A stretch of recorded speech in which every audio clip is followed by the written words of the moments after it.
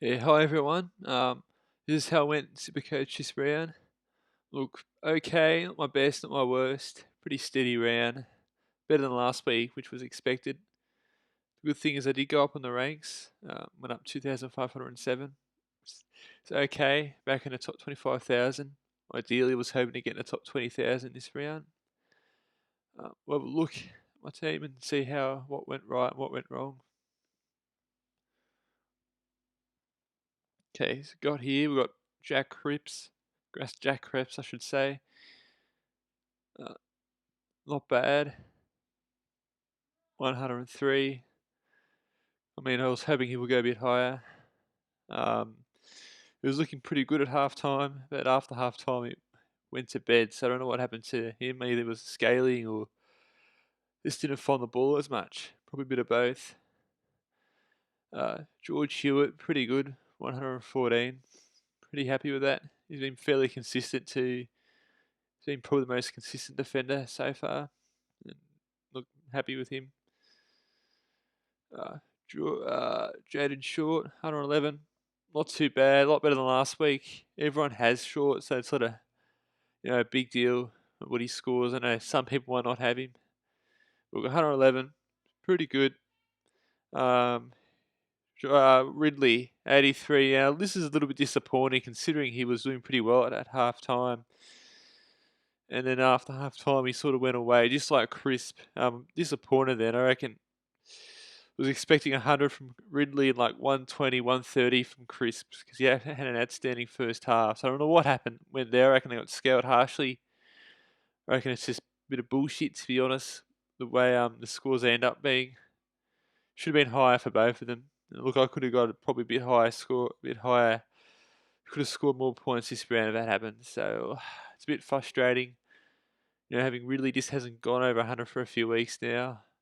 I'll still hold on to him for now. I know a few people got rid of him, but I want to make bigger changes with upgrading players and bringing in cash cows in and trading it sideways trade.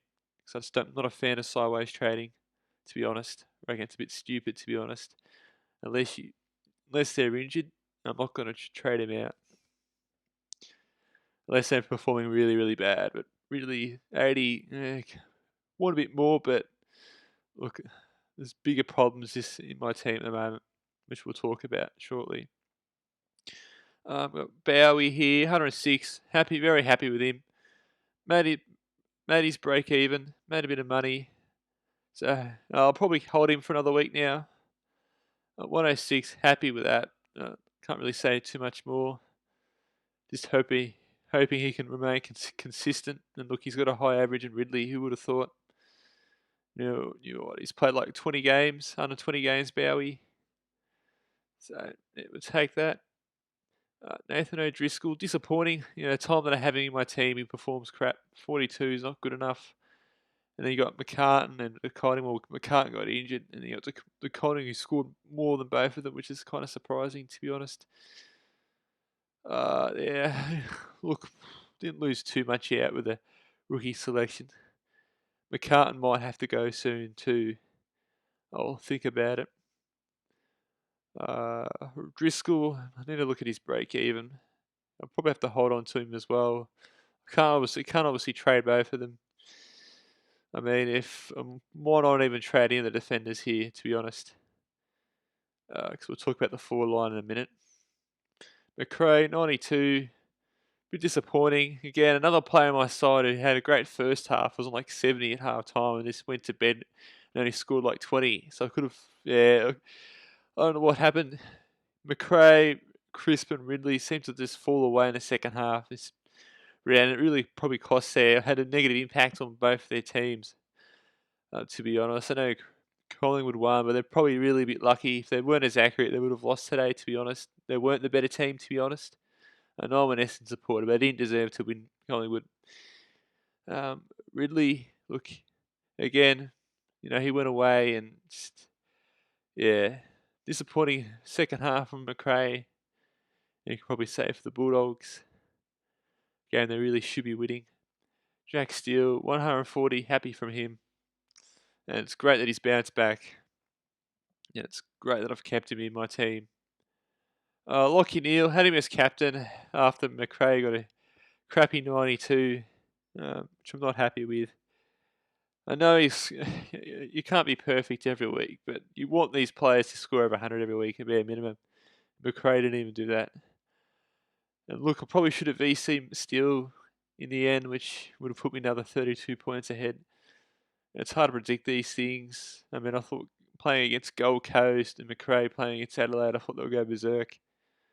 Even though Brisbane won, Neil didn't particularly go berserk. He did this with North Melbourne. He didn't particularly didn't go berserk either. So look, 108 is good for most players, but for a captain, you want a bit more. Not a complete disaster, but for a captain option, it's a bit disappointing. And Suk Miller, trading him in for Rao, which ended up being a bad move because I think Rao scored a few more points. But yeah, Rao, I think did he get his break even? He would have been on just maybe either just missed out or just reached it. Would have been just almost break even, so wouldn't have made too much. But I've lost money from Miller, so it's probably maybe better to bring him in this week. But look, I've got him in my team now. He hasn't performed too well lately, which is a bit of concern. But I reckon he can bounce back. Once Gold Coast, have an easy opposition, he might be able to dominate and get those, 120 plus scores is what we're looking for. Patrick Cripps, excellent job from Cripps. Glad I kept him. A few people got rid of him. I can understand why, but it's only 1 week.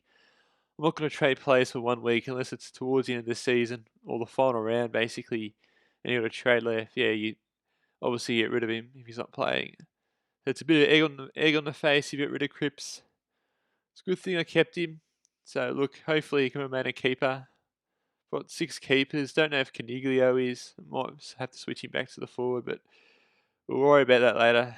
And yeah, Caniglio 91. Happy with that. I mean, okay, I should say. Look, you want probably 100 plus, but we'll just take it. Still making money. He's the one that's on the fence of being a keeper for a 4-line option. I might have to switch him back. But he will cover my midfield for now. There's a few players I need to get rid of. Look, day cost 71. Not the best from him. He may have to be looking to be on a chopping block soon. Might have to get rid of him soon. Not too sure. With these younger players, they're going to be consistent. So, it's a bit of a roller coaster ride for them.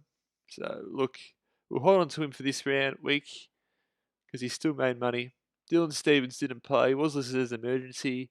Not too sure with Dylan Stevens. He might have to go soon if he doesn't get a game. Sydney did play well, so don't think he's going to particularly play this week unless there's an injury to a couple of players. This is either going to be a loophole or has to go because 200k on the bench isn't ideal. Horn Francis, 65's not the best, but at least he made his break even. And he probably has to go this week, to be honest. We'll have a look. But even him or Rochelle might do a trade boost. Still unsure about that.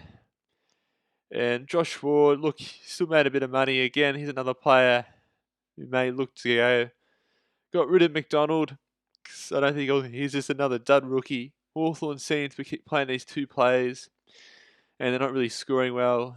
Ward did okay, 65 last week, but he's another player. Look, I'm probably either going to have to hold until he goes bang. That's just another absolute, dud pick. And I should have went with Nash, who was a bit more mature, and it's just cost me. So Ward, not sure what to do with him. I'll probably hold on to him for now because it's just in that position. He hasn't gone, well enough for me to get rid of him. And it's just, it's been a disaster pick, to be honest. I mean, everyone has him, but you want to be ahead of people. And, Brody Howe, is this the loophole? Lose him in the loophole for now. Hopefully he gets a game soon, but it doesn't look like it. Although West Coast are playing poorly, so he may get a game again. Max Gawn, 123. Okay, just your standard Max Gawn stuff. Nothing extremely, spectacular, but nothing terrible. And it looks like keeping him has been a good idea. Braden Prusk, swapped in with Grundy, which for the money, which looks to be an excellent option. I know Grundy did score a bit more points, but for these vet price, you just have to take Pruce. I reckon it's probably worthwhile to take the risk because Pruce is to get that short-term cash. He's performing well. It is a bit high risk if he does get injured or has an off game, gets suspended or something. Yeah, we've got our other option in Hayes. Yeah, poor lad Hayes. I think Hayes, Sam Hayes, I believe. But we've got lots of problems with the ruck, with English as well, getting injured. I didn't have him, thank God. But yeah, if you had English, it's probably a bit of unfortunate. And look, Dixon, I think Marshall also got injured too. So Dixon, I'm not too sure much about his injury. I know Hayes here, which we'll talk about in a minute, he definitely has to go. So Dixon, we'll see on his injury. It's a bit frustrating, but I'll probably have to hold him, and probably for a few more rounds if he gets a game. Just hold onto him. Dunkley, excellent score from him. He'll be in the better VC option, but look, it's a bit unpredictable with the Bulldogs, to be honest. With their players, it's just they're not. Well, they still score well, but they are going to have games where they're not going to perform or get over 100 points. And that's not what happened with McRae. They were a bit disappointing, Bulldogs. But Dunkley did well, and yeah, that's good. Good to see. Will Brodie, 103, yeah, good job from him. Freo performed well, and he's obviously having a huge impact for them. It might even be keeper Brodie. We'll soon see. Zach Butters. Look, Will Brodie's scoring higher than him.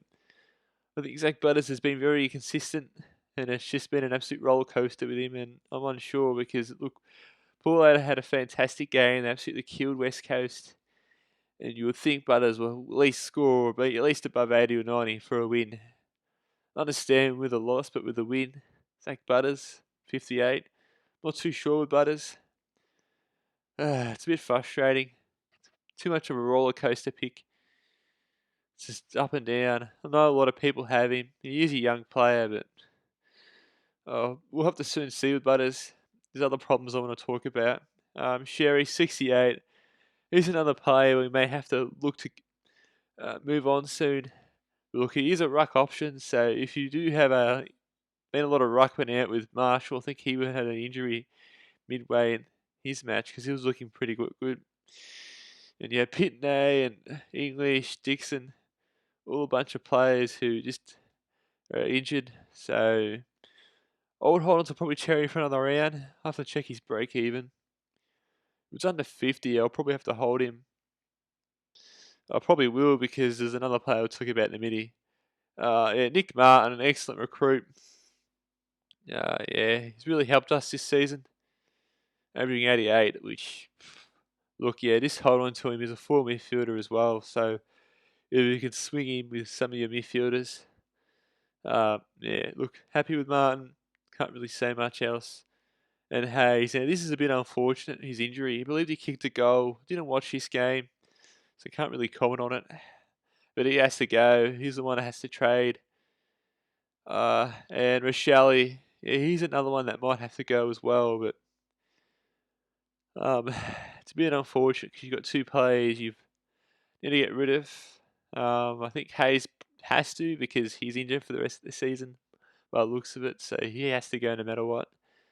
Rochelle, I probably have to hold because I have plans to bring in Oliver, who went berserk, and probably not going to get the price that I want for him. But he's a player you must have in your team, Oliver. I know he can get on 100 a couple of times, but that's that ceiling. Has one of the highest ceilings in the league, and it's just one of those players you must have. I'll either have to pick him if I can't afford him, or I'm looking to save. I might need to look at the buyers too, because that's another thing I have to look at. And then Matt Roses got pulled out in the last minute, which is a bit frustrating. So many players is, going out with Dixon and Roses and Hayes getting injured.